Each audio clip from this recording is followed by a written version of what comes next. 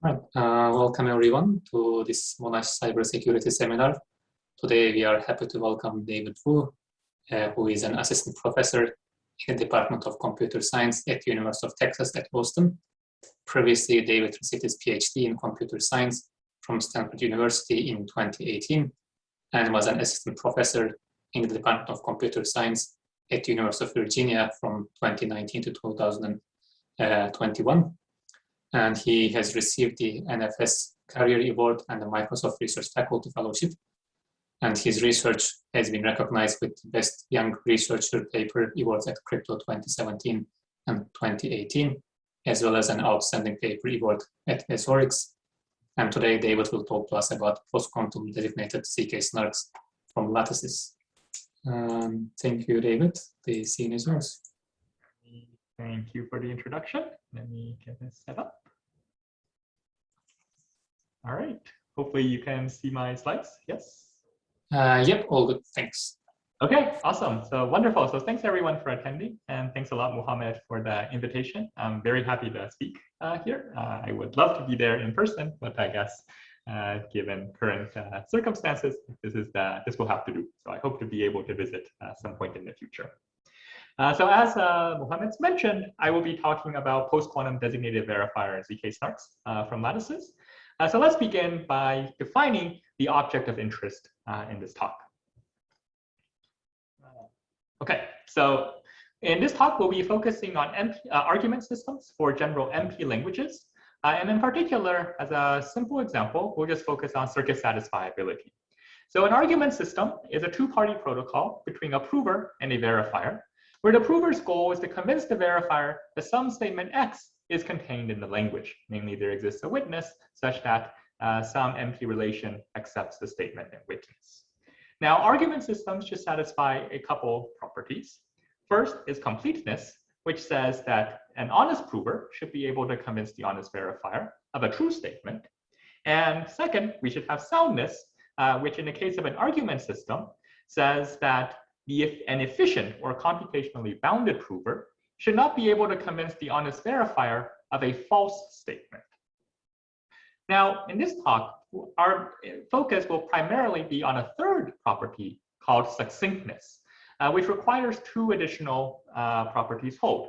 First, the amount of communication from the prover to the verifier should be small. And when I say small, what I really essentially mean is that it should actually be polylogarithmic in the size of the classic MP circuit that decides that checks whether a statement witness pair is valid or not.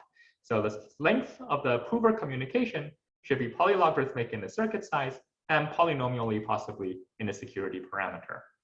And moreover, the running time of the verifier should also be fast. So the running time of the verifier should also scale polylogarithmically in the size of the MP relation that's being checked. So other works have also relaxed some of these criterion. Maybe instead of polylogarithmic, we only want sublinear. In some cases, we only care about the communication and not the running time of the verifier. For this talk, I'm going to focus on very succinct, so polylogarithmic communication and polylogarithmic running time for verification. Finally, we say that a succinct argument is non-interactive if the argument consists of just a single message from the prover to the verifier. So there is no interaction, no messages from the verifier. This is oftentimes called a SNARK with a G. I will define the variants very shortly. So one variant that often comes up is, well, we can replace the soundness guarantee with a stronger proof of knowledge guarantee, which essentially says that if the prover manages to convince the verifier that some statement X is true, that prover actually knows an accompanying witness that satisfies the MP relation. So in fact, there can be an efficient extractor that is able to explain or extract a particular witness from any successful prover. And if we have a SNARK that satisfies this proof of knowledge property, we call it a SNARK with a K.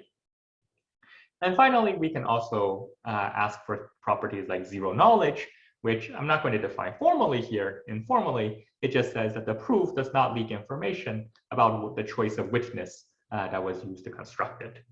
So when we have a zero knowledge, succinct non-interactive argument of knowledge, we abbreviated it by zkSNARK. So that is going to be the notion of interest in this work. Now, having defined a notion of succinct arguments, the natural next question to ask is, well, does this object exist, right? This object seems like it's useful for checking computations and very recently to privacy-preserving cryptocurrencies. So these are sort of canonical domains where zkSNARKs have found a lot of recent applications. They're very useful for a number of privacy-preserving systems.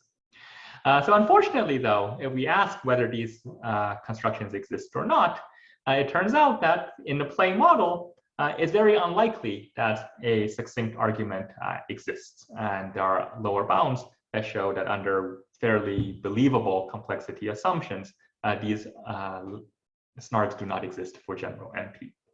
But impossibility results like the one shown here really only tell us where to look for potential positive directions in cryptography.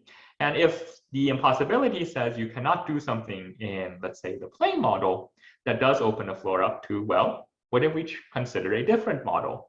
So in a setting where the prover and the verifier have access to a random oracle, it turns out that we can actually realize succinct non-interactive arguments. This is the classic construction by Micali, the notion of computationally sound proofs, or CS proofs. So when the prover and the verifier have oracle access to a random function, suddenly we can actually construct SNARKs for all NP languages. Alternatively, we can actually replace the random oracle with some kind of trusted setup process, or some kind of initial setup that generates a common reference string, or in some cases, even a common random string. So here, I'm just going to show one particular instantiation where there's a setup that generates a common reference string sigma, as well as a verification state tau. And when a prover comes along to generate its proof, it actually uses the common reference string in addition to this statement and the witness. So the difference between this model and the play model is the extra common reference string that is known to the prover and the verifier. In some cases, it might take a lot of work to generate this common reference string, namely it's a very long string. In this case, it is still a meaningful notion.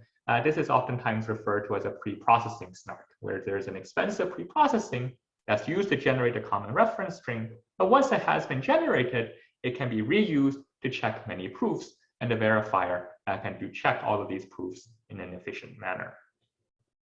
If we look at the verification state, here again, we can consider different notions in different settings.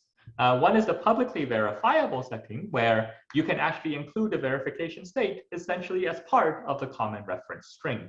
In this case, anybody who has a proof and knowledge of the CRS would be able to check that proof. In other settings, oftentimes called the designated verifier model, which is one model that we're going to focus on, a secret verification state is actually needed to check whether a proof is valid or not. So SNARKs and all of its various siblings, like zkSNARKs with arguments of knowledge, without knowledge, and so on, have received an extremely large amount of attention, especially in recent years. This is a very active area of research, and it encompasses both theory in terms of developing new constructions and new feasibility results, but also in applications. Many of these zkSNARKs are actually used in large-scale systems that are actually seeing deployment. And so this is a very exciting time to work in this area, because as we develop these new theoretical ideas, many of them oftentimes translate into practice. So here I have not made any attempt to try and give an exhaustive list. I don't think an exhaustive list would actually fit on this slide. So in this talk, what are we going to focus on? We're going to focus on a very small sliver of a very large pie. We're going to focus primarily on post-quantum constructions of zkSNARKs, and specifically constructions from lattice-based assumptions. So let's try to get a close, deeper dive and try and understand where our construction fits into this broader landscape. So for now, I'm only going to focus on constructions that have a succinct verifier, namely the verification time and cost is also much smaller, polylogarithmic in the size of the classic NP verifier. So here I have shown illustrating a couple canonical examples of different zkSNARKs from a wide range of assumptions. Some of them use pairing-based cryptography, Some are secure using only hash functions in the random oracles, and others based on lattice assumptions. For the asymptotic comparisons that I'm showing in this table, n here refers to the size of the MP relation that's being verified. For the concrete proof sizes that I have estimates for, this is roughly for verifying a circuit with about 1 million gates, which seems to be a fairly standard benchmark when it comes to measuring the efficiency, the concrete efficiency of these types of argument systems. And again, just for simplicity here, all of the asymptotics are given up to factors that are polynomial in the security parameter. So I'm not spelling out the exact dependence on a security parameter here. So if we look at this set of constructions that I have enumerated here, we can kind of categorize them as constructions based on so-called pre-quantum assumptions, so group-based or number theoretic assumptions whose security would be questionable in the presence of a quantum adversary. And these other set of constructions, which are plausibly robust or plausibly secure even against a post-quantum adversary. These are constructions based on hash functions, instantiating the random oracle, or lattice-based assumptions. And one thing is pretty striking if you look at this these sets of constructions. What you'll quickly notice is that the proof sizes for the zkSNARKs based on post-quantum assumptions are significantly longer than the corresponding proof size for the pre-quantum assumptions. So in particular, if we compare against the most succinct pre-quantum construction by Groth, those proofs are only 128 bytes. The post-quantum constructions are usually on the order of hundreds of kilobytes. And it may seem like this should not be super surprising as well, because if we think about sort of a lightweight proof system, which we can also call a digital signature, there's also a similar gap between the size of the shortest, let's say, pre-quantum signatures versus the size of hash-based or lattice-based signatures. It's not quite as significant of a gap, but still there is some expansion in the quantum-resistant versions. So the question we seek to address and answer in this work is, can we hope to construct shorter post-quantum zkSNARKs, and especially using lattice-based assumptions? So if you look at this table right now, currently the state of the art for lattice-based SNARKs with succinct verification and so forth, the concrete proof size is much longer than all of the competitors. And just to give you a flavor for our final or our main result, in this work, we give new lattice-based SNARKs where the concrete proof size is only 16 kilobytes for verifying a circuit with roughly 1 million gates. So compared to previous post-quantum zkSNARKs for general MP relations, this is roughly a 10x reduction in the proof size. Both the prover and the verifier are concretely faster compared to even to the most succinct pre-quantum constructions. So compared to the classic pairing-based construction by Groth, we actually achieve faster prover and verifier complexity. And the same holds compared to the other post-quantum candidates, at least the post-quantum candidates listed here. But there are some caveats, there are some drawbacks. There's not really a free lunch when it comes to these types of constructions. The trade-off that or the price that we pay for the improvements in concrete efficiency is we work in a designated verifier model where knowledge of a secret key is needed to check these proofs. All of the other constructions, with the exception of the previous lattice-based ones, support public verification. And the second drawback is we require a trusted sampling of a common reference string. This is true for some of the constructions in this shown in this table, but many of the other constructions do not require any kind of trusted setup and may be more suitable for certain applications because of that. Okay, so let's take a look at how we achieve much better concrete, as well as essentially how we achieve much better concrete efficiency for lattice-based SNARKs. So the general framework or the general approach that we're going to take in this work is we're going to combine an information theoretic proof system for general MP languages with some kind of cryptographic compiler. Now, this is a common framework that's the basis of a number of zkSNARK constructions, and even SNARK constructions that don't explicitly follow this type of approach, they can often be mapped onto an approach that is conceptually similar. So just to give an example of what this looks like, I'll start with the classic construction of CS proofs, which essentially take a probabilistically checkable proof, that's a PCP. This is an information theoretic proof system. And by combining it with a hash function, they're able to obtain a zkSNARK. Now, a more modern version of this compiler is to start with an IOP, or interactive oracle proof, and the compiler is usually some kind of polynomial commitment. This gives you the zkSNARK. An alternative instantiation of this general view is starting with something called a linear probabilistically checkable proof, or linear PCP. This is a notion that I will be focusing on later on in this talk, and I'll be defining it more precisely. And in combination with something called a linear-only encryption scheme, this too can also be used to obtain a zero-knowledge succinct argument. So the starting point of our work will actually be an existing compiler, the Bitansky et al. Compiler, that compiles linear PCPs into zkSNARKs. And the reason that this compiler is potentially interesting to us, especially if our goal is to try and reduce the proof size and improve the concrete efficiency, is the fact that this actually is the basis for getting the most succinct pre-quantum zkSNARKs. So the Groth construction uses many of these components in a very optimized way, very tailored way to get the performance. And this is also the basis of several lattice-based zkSNARKs, and I'll be describing some of those more precisely. So let's start by understanding what a linear PCP is. So in a linear PCP, it's essentially a way to encode an MP statement and witness, much like traditional PCPs, right? We can view traditional PCPs as providing an error-correcting or redundant encoding of an MP statement and witness that can then be efficiently checked. The same is true for a linear PCP. Here, the encoding is not a bit string, but rather a vector of field elements. Now, how do you check a linear PCP? Essentially, the verifier is given oracle access to this linear function, to this proof, and it can make queries to this proof vector. Now, in a traditional probabilistically checkable proof, so the traditional PCP model, the verifier gets oracle access to bits of the proof.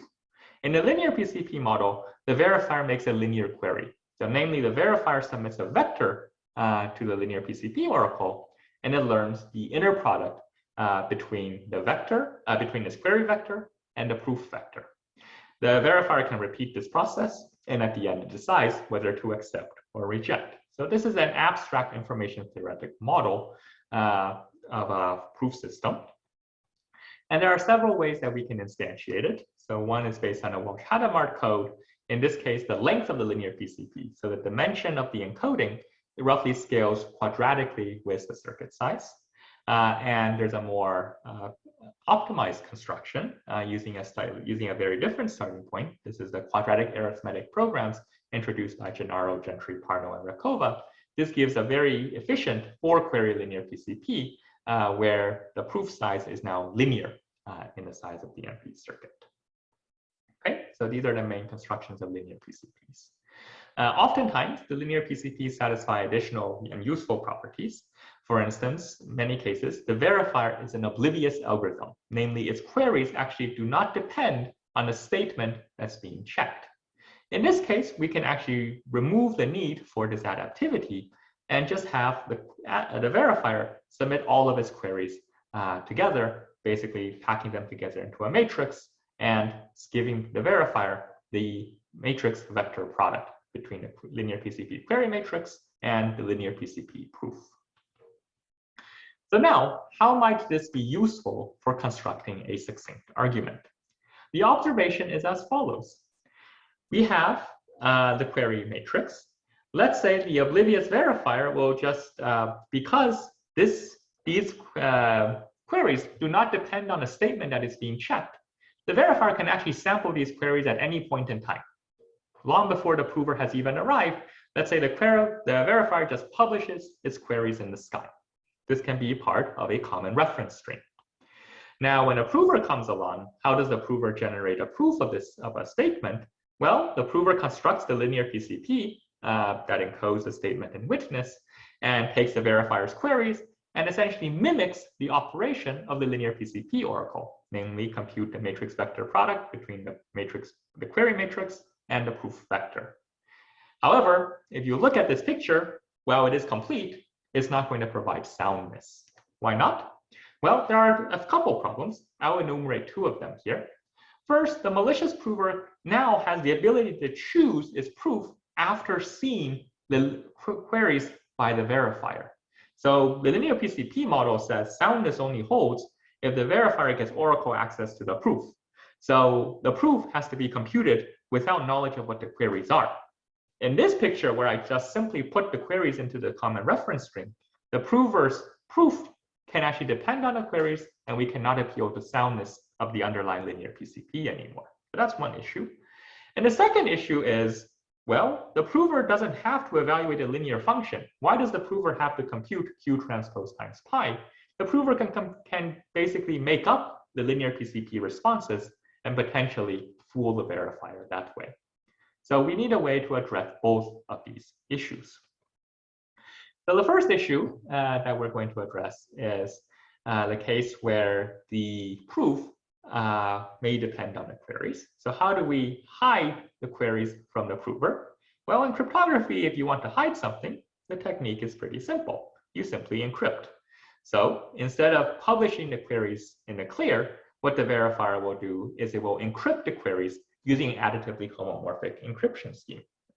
Now, because the underlying encryption scheme supports addition on the ciphertext or supports linear functions on the ciphertext, the prover can still homomorphically compute the responses to the linear PCP queries. So the prover will homomorphically compute each of these inner products, and that will be what the SNARK proof is. So notice that if the ciphertexts are short, then the length of the SNARK proof is basically the number of linear PCP queries, that number of ciphertexts. For the existing constructions that I mentioned earlier, the number of queries is constant, 3 or 4, usually 4 for the more efficient constructions. So basically the proof just consists of 4 ciphertexts. Now the verifier decrypts and runs the linear PCP verification procedure. So as I presented it here, this gives a designated verifier succinct argument. Here, the decryption key is needed in order to verify the proof. So of course, the prover should not know the decryption key. This needs to be secret to the verifier. Now I'll mention here, but it will not be important for this talk, but there is a way to make this general compiler also work in a publicly verifiable setting. Basically, if there's a way to perform the linear PCP verification algorithm directly on the ciphertext. So if you're familiar with the pairing-based constructions, essentially the verification is done in the exponent. It's a quadratic function of the linear PCP responses. So as a result, there is a way to instantiate it to get publicly verifiable proofs. For the sake of this talk, we will not be able to take advantage of this. This is the reason why we're stuck in a designated verifier model. Okay, so we have addressed the first problem. The malicious prover choosing the proof after seeing the queries.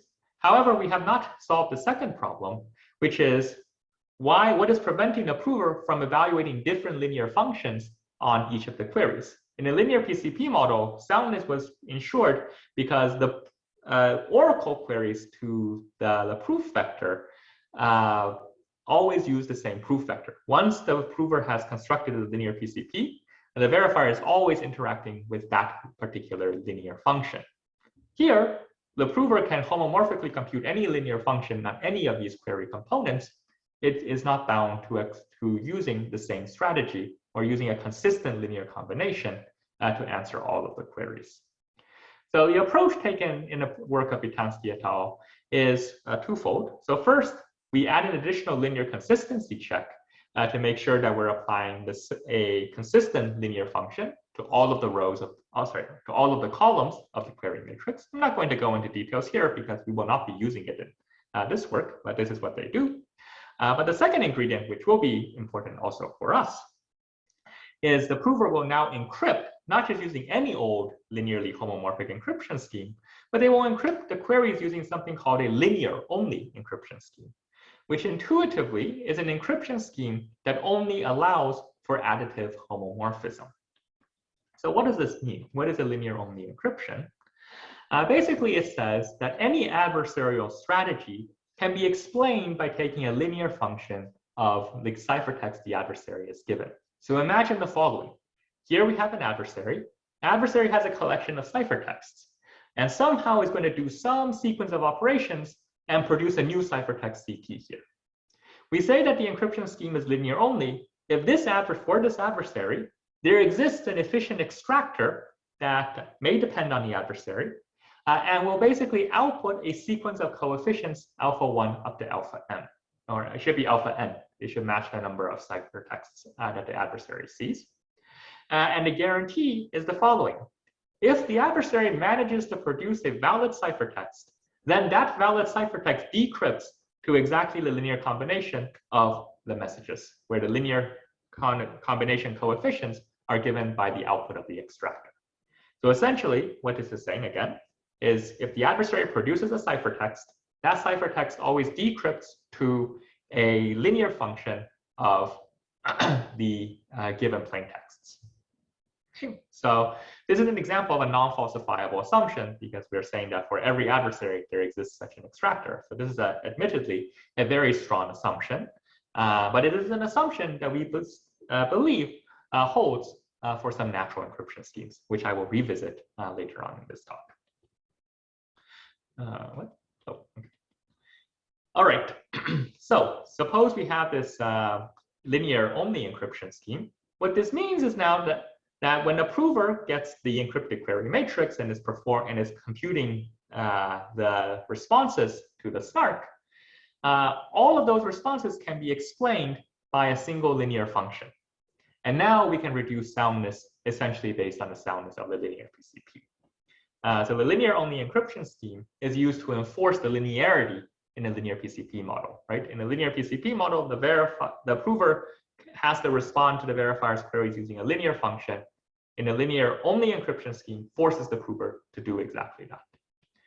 Now, something I haven't gotten into, which I won't get into for the rest of this talk, just for simplicity and for the sake of time, is the question of zero knowledge. So this transformation or this general approach does give you a zero knowledge SNARK. You do need some additional properties. You need that the underlying linear PCP satisfy a zero knowledge property, and that the encryption scheme satisfies a circuit privacy / re-randomization property, namely it hides linear combinations. I'm not going to go into details here. These are all fairly standard and fairly generic. So even though I won't talk about it, everything that I say can be extended to the setting with zero knowledge. So zero knowledge does apply to everything I say for the rest of this talk, but I won't dwell on it too much. Okay, so in order to instantiate a Vitansky et al. Compiler to obtain a zero knowledge SNARK, we basically need to find a linear only encryption scheme. So a candidate approach from Lattices is to conjecture that vanilla Regev encryption is a linear only encryption scheme. So let me briefly recall how Regev encryption works. I'm not going to have time to go into the details. I'll just give the high level description here. So recall that in Regev encryption, so this is a lattice-based encryption scheme, the secret key is a vector S, n-dimensional vector over zq, so the integers modulo q. To encrypt the message, what we do is we sample a random vector A, we compute the inner product between the secret and A, we add some error to it, and then we add the message. And essentially, under the LWE assumption, let me see if I can mark where I can have a laser pointer here. S transpose A plus P times E, this is going to be, under the LWE assumption, essentially functions like a one-time pad. So the variant of Regev encryption that I'm describing here is encoding the message in the least significant bits of the ciphertext. So the error is scaled by the plain text modulus. Okay, and then we just add the error. Decryption is quite simple. If I give you the ciphertext and you know the secret key, well, you can take S multiplied by A, take the inner product, that gets rid of S transpose A, and then you're just left with the error plus your message. So as long as the error is small enough, basically you can reduce mod key, and then you recover your original message. So as long as the error is less than Q over 2 times P, decryption succeeds.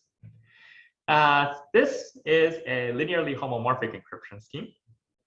In particular, if you have two ciphertexts CT1 and CT2 encrypting messages mu1 and mu2, just by adding them, you end up with an encryption of mu1 plus mu2. But importantly, and this is something that often comes up in lattice-based crypto and often bites us in the end, is when we do these homomorphic operations, we're going to increase the noise. So the original error was E1 and E2.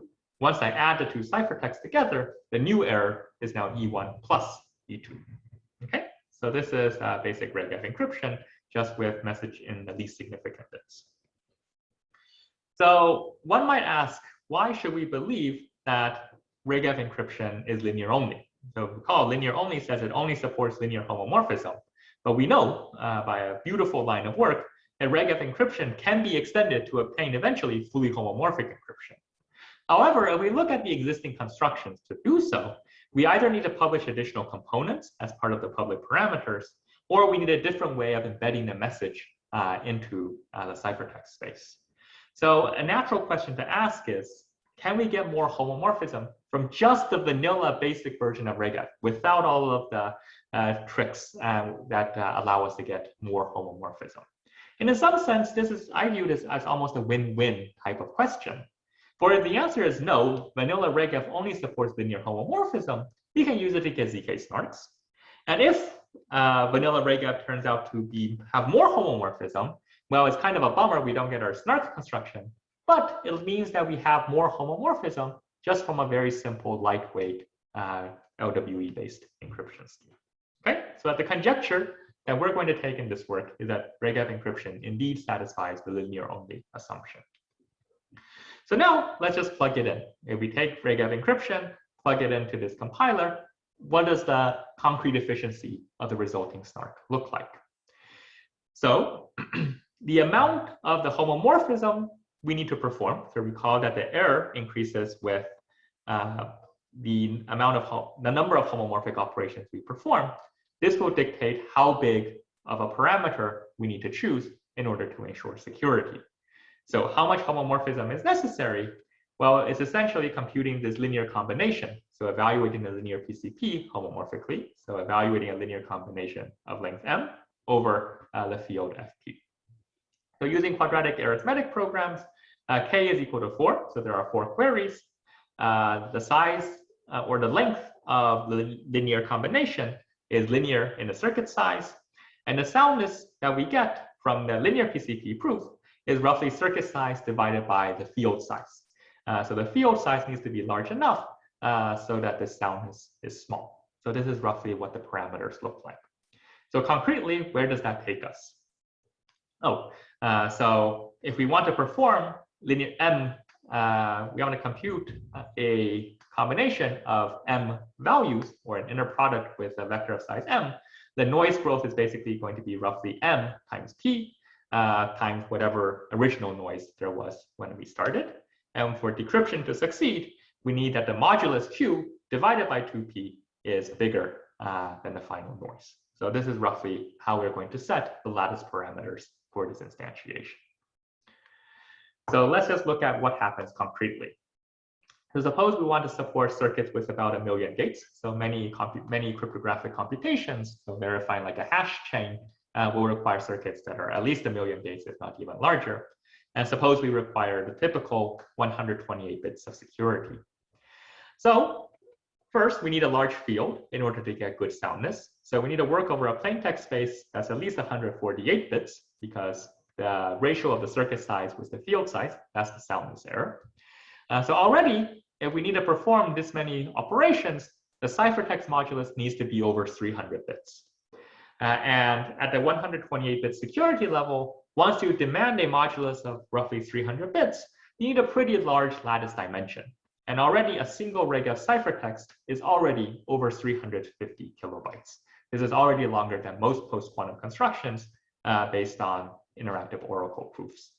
In fact, the proof actually contains multiple ciphertexts, which further blows up the length of the proof. So this is no good, right? It gives us an instantiation, but the parameters turn out to be much worse than competing constructions. So alternatively, what we can do is we can use a small plain text field And we try to amplify soundness by parallel repetition. So just by concatenating many copies of the proof together. So that's fine. Now we can work with a much smaller field. Let's say a 20-bit field. So for circuits with roughly 2 to the 20 gates. And taking Q to be roughly 2 to the 100, this gives us a plausibly reasonable instantiation. So here, a single ciphertext is much shorter, just 45 kilobytes. But because we require the soundness amplification step, if each copy only provides small soundness, like let's say soundness 1/2, we now need many, many copies of the SNARK in order to get good soundness. So once again, we end up with very long proofs. And just to give you a sense, the previous instantiation of this basic compiler by Gennaro et al., they consider a setting where P is 2 to the 32, just 32-bit field, without soundness amplification. And already the proofs in their construction are almost 0.5 megabyte long for circuits that are much smaller than 1 million gates. And it provides very few bits of soundness because there's no amplification. So this is kind of where the previous state of the art was in terms of these kinds of lattice-based SNARKs. So this suggests that new techniques are necessary to reduce the proof size. So that's what I'm going to talk about for the remainder of this talk. So we need to revisit the Vitansky et al. Compiler for constructing SNARKs from linear PCPs. So how can we try and find a more efficient instantiation? So the key idea that underlies our work is instead of encrypting each component of the query matrix of this linear PCP matrix, we're going to encrypt rows of the matrix instead. Okay, so instead of encrypting a single element, the plain text space of our encryption scheme is going to be a vector. Okay, and hopefully it'll become clear why this is helpful. So let me develop this idea further. So we're going to consider a notion called linear-only vector encryption scheme. So the plain text space is not just a single field element, it's actually a vector of field elements. We can encrypt it, and we can still perform linear homomorphic operations. Namely, we can homomorphically compute a sum of encrypted vectors. And the same kind of linear-only conjecture can be made on such a scheme. It still only supports linear homomorphism. Okay, so supposing that we do this, we can still implement the linear PCP. Namely, the prover encrypts each row of the query matrix, and then it can still take the linear combination of all of the rows. This essentially computes homomorphically the matrix vector product between the query matrix and the proof vector. So all of that still works as before. Now, after the homomorphic evaluation is done, we only have a single ciphertext that encrypts an entire vector, namely the vector of proof responses. Okay, so far that's what we have done. I haven't gotten into why this is more efficient yet, so that will be coming up shortly. Yeah, so after this, the verifier decrypts and checks the linear PCP. So an important thing to note is, as I mentioned, the proof is now just a single vector encryption ciphertext.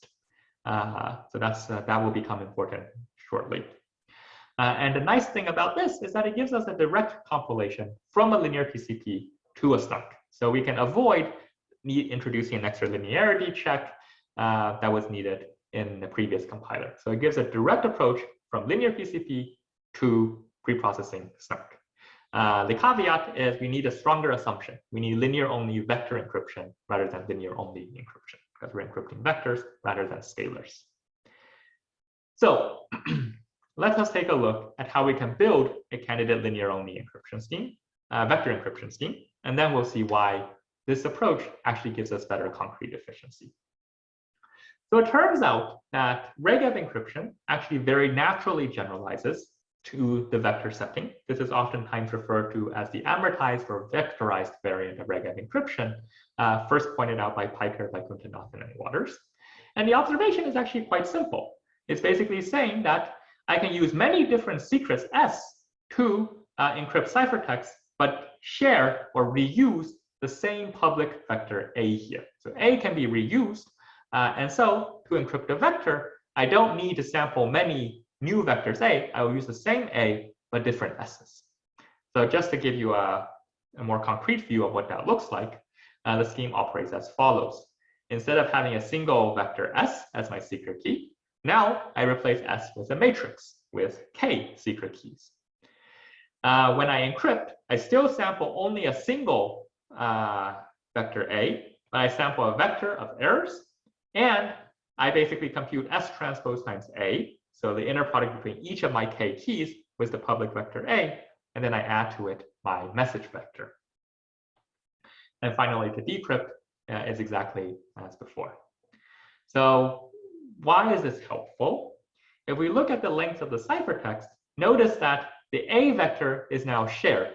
This vector of dimension n, so we called them the dimension n was several hundred to several thousand before. This is now reused, and we just have K components here. So the length of the ciphertext is now n plus K times log of Q, where Q is the modulus. So the length of the ciphertext is additive in the vector dimension. If we use vanilla regef and just encrypted each component using a standard regef encryption without doing this amortization or without reusing this vector A, notice that it will be multiplicative in the vector dimension. So going from multiplicative to additive dependence is actually significant for our construction. And then here there's more tricks that we can use. I won't have time to go into details, but you can use something called modulus switching to even further reduce the size of the modulus after homomorphic evaluation. So essentially, after the prover has computed the encrypted responses, namely the zkSNARK, they can further reduce the size of the ciphertext by roughly a factor of 2, slightly more than a factor of 2, using a modulus switching trick that was first developed in the context of fully homomorphic encryption, but can also be applied to vanilla regef ciphertexts. Okay, so let's take a look now back at the concrete efficiency. So here's our previous picture. We want to encrypt the linear PCP query matrix. That's the CRS. The proof is just the vector encryption of the matrix vector product. So previously, in order to achieve good soundness, so getting 128 bits of soundness, we had two options. Either use a large plain text space that ensures soundness for the linear PCP. That means the SNARK already has good soundness, but requires large parameters. Or we can use a small field, then a linear PCP does not have good soundness. So we're going to parallel repetition or repeat the SNARK itself to amplify soundness. Also leads to large proof sizes. What we can do here is we can do something slightly different. We will apply parallel repetition, but not at the SNARK level, but rather at the linear PCP level. So in particular, if we have a linear PCP that initially has T in the that has K queries, we're just going to repeatedly query the T times instead. So instead of having one set of queries, we will have T set of independent queries. And the verifier will only accept if all T sets of queries are accepting.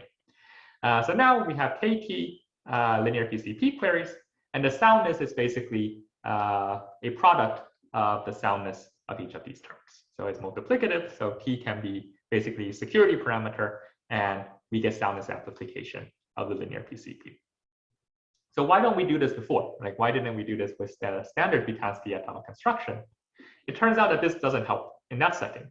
If you repeat the linear PCP query here, notice that we now have K times T responses. K times T responses means that we have increased the ciphertext size by a factor of T. Everything was multiplicative in a number of ciphertexts. However, with vector encryption, the proof is always a single ciphertext that encrypts a long vector.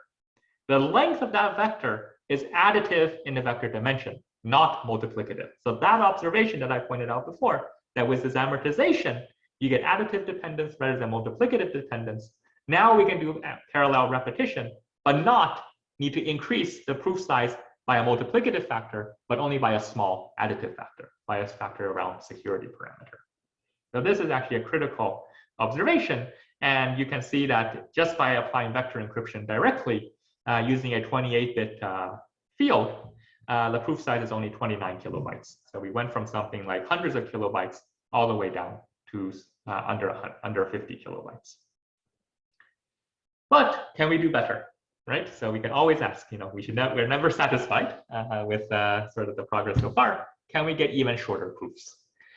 So now let's dive a little bit deeper and look at, can we further reduce the lattice parameters? Can we reduce the lattice dimension? Can we reduce the modulus? How much more compression can we get?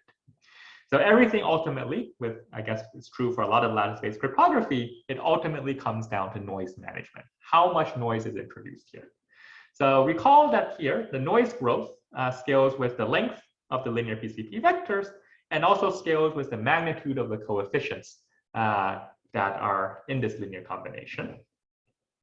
And how big of a field do we need? Like, how big do we need to make the plain text space? Well, that basically boils down to the soundness of the linear PCP. It's roughly circuit size over field size. So it seems that we cannot make the field that much smaller if we want to support relatively large circuits. So what can we do? Well, here we make another observation. What we care about is the size of the field, but fields have multiple properties. We can increase the size of the field, the number of elements in the field, but perhaps still have elements with small coefficients. Namely, use an extension field of smaller characteristic.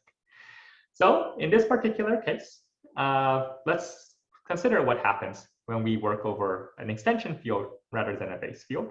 First, all existing linear PCP constructions, at least all the standard ones, they don't care about this. We can work over any field. Extension fields are just fine. So what can we do now? We now have a linear PCP over an extension field, and we want to construct a SNARK from it. There are two approaches. One is we can take the extension field linear PCP and convert it to a linear PCP over the base field, and then we can apply the standard compiler. That's fine. And this is okay because basically recall that any extension field is isomorphic to a vector space where the dimension of the vector space is the degree of the extension. Field operations in the extension field are just linear transformations over the vector space. So in this way, we can take a linear PCP over an extension field and recover a linear PCP over the base field, and everything just blows up by a factor of k. But it does reduce the field size or the field characteristic. So that's one approach. And the second approach is, well, if we have a linear PCP over the extension field, why not just build a linear-only encryption scheme over that extension field? And this we can also do, where instead of using the standard LWE assumption or the standard lattices, we move to module lattices. So we work over a polynomial ring. We choose the ring modulus carefully so that the ring essentially splits into one, or I guess technically I should write multiple copies of the extension field that we care about. So that's what we do in this work. So in both of these settings, the coefficients of the prover's linear combination have magnitude roughly p, while the field has size p to the k. In this work, we're going to focus primarily on extension fields. So how much time do I have left? So I'll try to wrap up soon. But, I think since we started a bit late, you have more than 5 minutes. Okay, yeah. And then we can take a few questions. Okay, sounds good. So I'll try to wrap up. So I'll jump to the benchmarks and evaluation. Right, so instead of working over the base field, we work over quadratic extensions. We choose the parameters so that our ring, basically using the second cyclotomic polynomial, splits into a quadratic extension field. There's a number of optimizations that we leverage. In the interest of time, I'll skip this part and I'll just jump to the actual performance evaluations. So here, working over the extension field, as I mentioned, this further reduces the noise accumulation.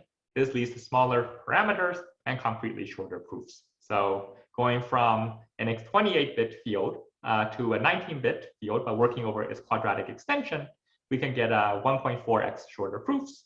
If we go down even further, we get a further reduction in the proof size.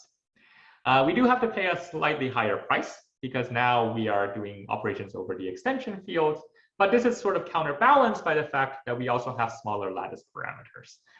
So roughly speaking, if we look at the cost of the prover, so what's shown on the right here, all of the three schemes have pretty comparable prover costs, but we get significant reductions in the proof size by considering quadratic extension fields. Using the extension field does increase the CRS size. So that's just kind of the price that we pay, but at the benefit of decreasing the proof size. This might seem a little bit counterintuitive. Why does the CRS size increase with the extension field but decrease with the proof? This actually is due to an optimization that we have where the CRS is actually compressed. So I'll probably get into this offline. I'm not going to go into details here. So just to give you a sense for how we compare, here I compare against several representative zkSNARKs, especially compared to other post-quantum constructions. So let me just point out a couple interesting observations in this table. So if we look at the proof size, as I mentioned earlier, we get roughly a 10x reduction compared to other post-quantum SNARKs. There is still quite a ways to go compared to pre-quantum constructions like the construction of Groth. Compared to previous lattice-based SNARKs, which I did not put on this table because they were not capable of supporting circuits with 1 million gates, we get a 42x reduction in the proof size, and this is for numbers for a much smaller circuit size. So in terms of improving lattice-based SNARKs, we get a much more substantial reduction, but even compared to other hash-based post-quantum SNARKs, there's a pretty noticeable reduction in proof size. The prover cost is essentially the cost of computing the linear PCP prover and computing linear combinations. Notably, we're actually faster than even the pre-quantum SNARKs, the 1.2x faster than the pairing-based constructions, much faster than some of the other post-quantum constructions. But compared to constructions like the Garrow, which use a lightweight MPC in the head type approach, where there's a more expensive verifier, they do get a much faster prover compared to our scheme. If we consider restricted computations, I'll note, it's actually possible to have significantly faster provers.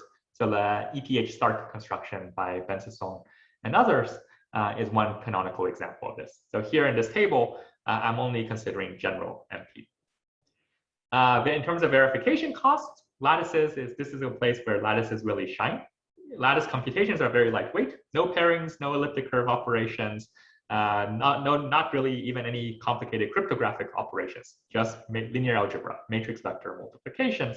As such, the verification cost is fairly low and may make it very suitable for lightweight or energy constrained devices. Now, of course, I shouldn't just focus on all the advantages. There are some costs that come with our construction. As I mentioned earlier, we do need an expensive trusted setup. We have very large CRSs compared to previous constructions. And I think the most severe limitation is that this construction is only in a designated verifier model, while the other ones that I'm comparing against are technically publicly verifiable. So for applications that need public verification, our construction currently does not apply there. Okay, so just to summarize, in this talk, I basically described a general approach for directly compiling linear PCPs to succinct arguments using this notion called linear-only vector encryption. And then instantiating the linear-only vector encryption using vectorized regab encryption gives you a zkSNARK. And then working over extension fields allows us to get much better concrete efficiency. So to wrap up, let me just leave you with a couple open problems. So one, I think the major open problem that I hope you go home and think about is, can we hope to get public verification from lattice-based assumptions? Can we hope to do it with good concrete efficiency? There are many partial results along these lines. So we just care about minimizing the length of the proof, but we don't care so much about minimizing the cost of the verifier. Here we do have several recent constructions, but simultaneously getting compact verification and compact proofs that is from lattice-based assumptions that is still open. And a second question, sort of an intermediate or shorter term goal, might be to get designated verifier SNARKs that satisfy this notion of reusable soundness, where the verifier can actually check many proofs, and the prover, even if the prover can know whether the verifier accepts or rejects, and the proof system still remains sound even in that setting. This is called reusable soundness. That would also be interesting. So the construction I described here does not satisfy this notion of reusable soundness. There are ways to do it, but those ways do not preserve the very good concrete efficiency that we're seeing. And with that, I'll wrap up. I'm happy to take questions. Here's a pointer to the paper, and here's a pointer to the implementation with relevant benchmarks and so forth. Thanks a lot. Thank you very much, David. We are very interesting talks. Does anyone have any questions? So is there a place that I should look, or do they just ask? No, I think most of us can speak up if anyone wants to ask any questions. Can I ask a question? Yeah, go ahead, Ron. Hi, David. Thank you very much for the very nice talk. Thank you. Yeah, I was wondering for these field extensions that you use, why did you use only degree 2 extensions, or did you look at higher degree extensions as well? Does it help? Yeah, that's a great question. So why only degree 2 extensions? So for us, the main trade-off is, again, also in concrete efficiency. So everything does extend to higher degree. We can go as far as making, I guess, using ring LWE, where everything is just a single polynomial and you don't bother with the vectors anymore. Mm-hmm. But for us, the thing that we wanted, so there were several aspects that influenced our design. So one thing is we wanted to choose our ciphertext modulus to be a power of 2. So that it enables very fast native 128-bit arithmetic. This was actually pretty important for concrete efficiency. So moving to a higher degree extension, now we have to ask about the cost of the polynomial arithmetic. And typically, we want to ideally use fast Fourier transforms to make that fast. But if your modulus is a power of 2, you end up not having the roots of unity necessary to carry out the most efficient FFT algorithms. So we didn't do many experiments here. So it is possible that you do get some efficiency trade-offs, but some of our micro benchmarks suggest that the cost of implementing a polynomial arithmetic will actually dominate and end up giving us a concretely less efficient construction overall. But I do think that it is worthwhile to explore further. Maybe there are ways of leveraging higher degree extensions and still get similar or comparable efficiency. Okay, yeah, I see. Thank you. Yeah, I have another question. It's not really about what you talked about, because you, you didn't talk much about the zero knowledge part.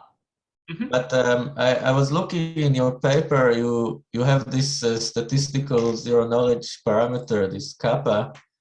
And I think for your main constructions, you set it to 40 or something like this. I mean, what is kind of the guidelines for choosing this value of 40, or why did you choose this kind of? I see. Yeah, so I guess this is it's a little bit arbitrary in some sense, but I think typically for statistical parameters, is usually half the computational parameter in a sense that we're kind of saying that an adversary that runs in time, let's say 128 bits of security, can oftentimes say an adversary that runs in time 2 to the 64 will only break your scheme with probability 2 to the minus 64. But in this case, because we have a statistical guarantee, we only care about that probability. So we chose 40 bits, so targeting like 80 bits of statistical zero knowledge guarantee. That's where the 40 number comes from. Certainly, you can bump it up to 64 if you want to sort of align with 128 bits of computational security. But essentially, because this is a probabilist, it's a statistical argument, you can typically get away or motivate it by just using a smaller parameter. Certainly, there is a trade-off there. Like if you demand stronger statistical privacy, you do want to increase the parameter, and that will have some cost in terms of the concrete performance. Yeah. But what was the argument that you said that it should be half the security parameter? Oh, yeah. So I guess this is kind of a heuristic that I don't know how standard it is, or maybe this is like folklore. But if, let's say, we want 128 bits of security, essentially, it's somewhat like, what does that mean? Well, one way to say it is, well, that means that an adversary that runs in time 2 to the 64 should only break your scheme with probability 2 to the minus 64. Right, so that's roughly like where the 128 comes from. And now we say, okay, well, if we have a statistical guarantee, that we keep the probability the same, but I see. Okay. Yeah, no constraint on the computational power of the adversary. Okay. Again, I think it's just a heuristic for how we could justify it. There may be other reasons that people quote, but this is how I see. Yeah, all right. Thank you. That clarifies. All right. Yeah, I do agree. It is kind of arbitrary, and I think it depends. Yeah, it's a bit hard to know how to pick them. Right. So typically I see I guess I see a very wide range. Sometimes it's as low as 30. Some people like to set it to 64 to be half the security parameter. And some go as far as just setting it to be the same as the computational security parameter. So I think which one you pick ultimately depends on which application you're targeting. Yes, yes, sure. Okay, thank you.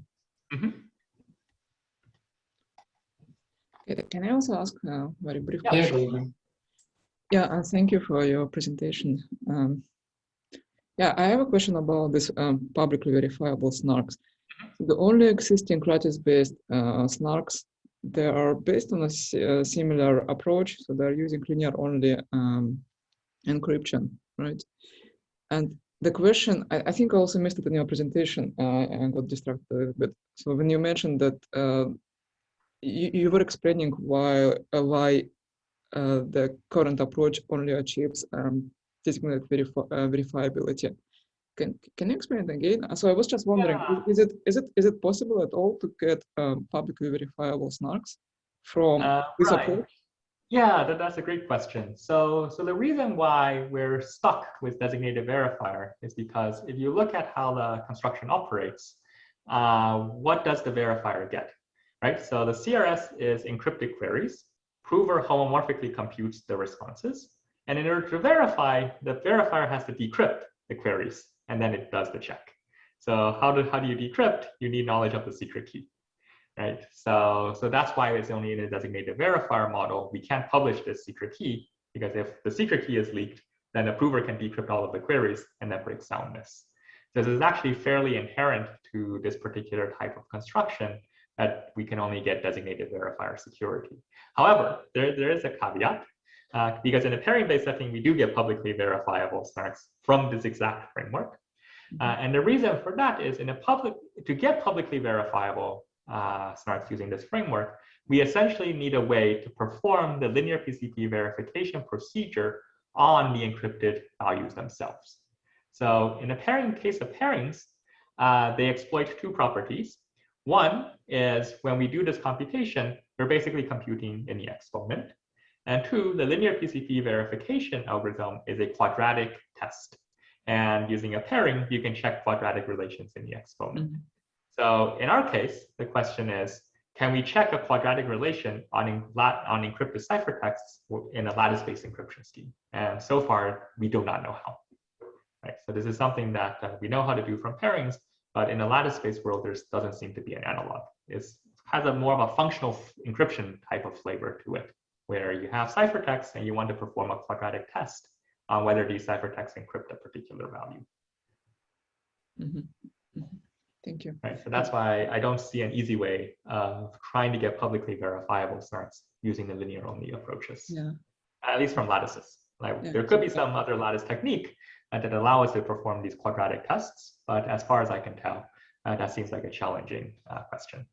Yeah, I see. Yeah, and I have another question about the comparison with, I think it was Gennaro's paper, lattice-based SNARK. So as far as I remember, they had proof size of 640 KB.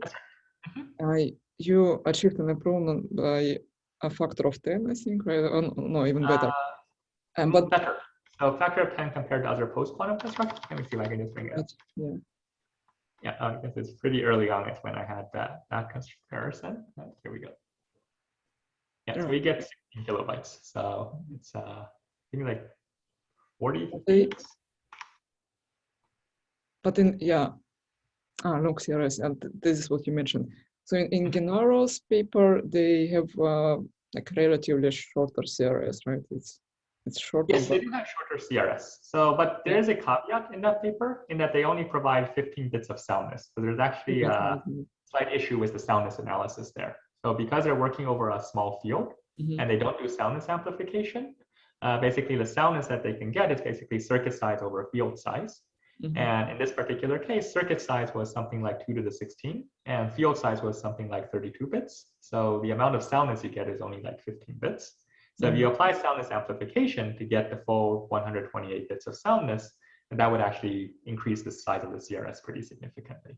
And can you do better with the CRS? Can you further reduce it?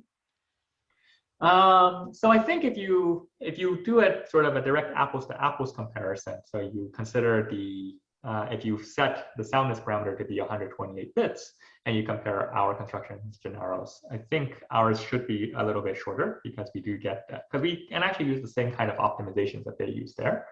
So we should be able to get comparable size CRS.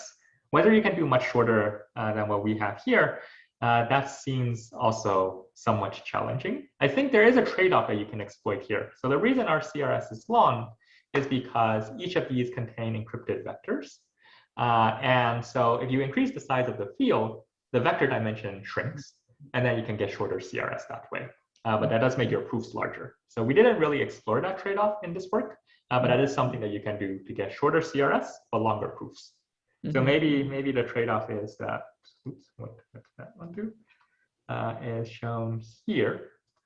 If you look at it, we work over the base field, notice that we get a shorter CRS. So there's also trade-offs there. So if you're willing to tolerate longer proofs, you can reduce the CRS size. I don't think you can get something comparable to the parent-based SNARKs, just because lattice ciphertexts tend to be longer than their parent-based analogs. So I think there will still be a gap, but maybe we can narrow that gap somewhat. Yeah, thank you. Thank you. Yeah, any other questions? I guess that's it in terms of the questions. So thank you very much, David, for your interesting talk. And thank you everyone for tuning in. And hopefully we will meet again in a next seminar. Let me just share this concluding slide. So thank you everyone, and hope to see you in the next talk. Great, thanks everyone for having me. And yeah, always a pleasure. Thank you. Thank you.